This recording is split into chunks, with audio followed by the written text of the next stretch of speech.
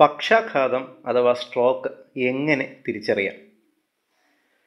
കേരളത്തിലെ ജനങ്ങളിൽ ഏറ്റവും കൂടുതൽ മരണകാരകവും ശാരീരിക വൈകല്യങ്ങളും ഉണ്ടാക്കുന്ന അവസ്ഥകളിൽ മുൻപന്തിയിൽ നിൽക്കുന്ന ഒരു രോഗമാണ് പക്ഷാഘാതം അഥവാ സ്ട്രോക്ക്. കേരളത്തിലെ ഗ്രാമങ്ങളിൽ 1,00,300 പേർക്കും നഗരങ്ങളിൽ ഏകദേശം 1,500,000 പേർക്കും ഈ അവസ്ഥ ഉണ്ടാകുന്നുണ്ട്.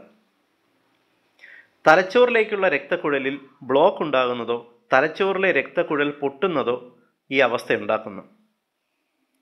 സ്ട്രോക്ക് ഉണ്ടായാൽ ആദ്യത്തെ 3 മണിക്കൂറിനുള്ളിൽ ഒരു നല്ല ന്യൂറോളജിസ്റ്റ് ഡോക്ടറുടെ അടുത്തെത്തിച്ചാൽ ശാരീരിക വൈകല്യങ്ങൾ ഉണ്ടാകാതെ ആ രോഗിയെ രക്ഷിക്കുവാൻ സാധിക്കും. സ്ട്രോക്ക് കണ്ടുപിടിക്കാൻ വൈകിയാൽ രോഗി മരണപ്പെടുകയോ തലച്ചോറിലെ കോശങ്ങൾ നശിച്ച് ശരീരത്തിൻ്റെ ഒരു ഭാഗം തളർന്നു പോകാനോ സാധ്യതയുണ്ട്. സ്ട്രോക്ക് സംഭവിച്ചാലുടൻ അത് തിരിച്ചറിയുവാൻ ചില വഴികൾ എത്നിക് ഹെൽത്ത് കോഡ് നിർദ്ദേശിക്കുന്നു. അകാരണമായി തലവേദനയോ തലകറക്കമോ ഛർദിലോ ഉണ്ടായാൽ അവർക്ക് നിങ്ങൾ 4 ടെസ്റ്റ് ചെയ്തു നോക്കുക. 1. അവരോട് നാക്ക് നീട്ടുവാൻ ആവശ്യപ്പെടുക. സ്ട്രോക്ക് ഉണ്ടായിട്ടുണ്ടെങ്കിൽ നാക്ക് നീട്ടുമ്പോൾ അത് ഒരു വശത്തേക്ക്, അതായത് ഇടത്തോട്ടോ വലത്തോട്ടോ വളയാൻ സാധ്യതയുണ്ട്. 2. രോഗിയോട് പുഞ്ചിരിക്കാൻ ആവശ്യപ്പെടുക. ചുണ്ട് ഒരു വശം കോടിപ്പോകുന്നത് കാണാം. 3.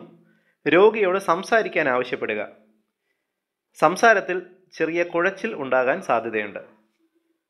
4. രോഗിയോട് 2 കൈകളും ഉയർത്താൻ ആവശ്യപ്പെടുക. ഒരു കൈ ഉയർത്തുവാൻ ബുദ്ധിമുട്ടുണ്ടായാൽ അത് സ്ട്രോക്ക് ആകാനുള്ള സാധ്യതയുണ്ട്. മേൽപ്പറഞ്ഞ ലക്ഷണങ്ങളിൽ ഏകദേശം 2 ടെസ്റ്റ് പോസിറ്റീവ് ആയാൽ അവരെ ഉടനടി ഒരു നല്ല ന്യൂറോളജിസ്റ്റിൻ്റെ അടുത്ത് എത്രയും പെട്ടെന്ന് എത്തിക്കുക. എങ്കിൽ അവരെ സ്ട്രോക്കിൽ നിന്നും പൂർണ്ണമായും രക്ഷിക്കാം.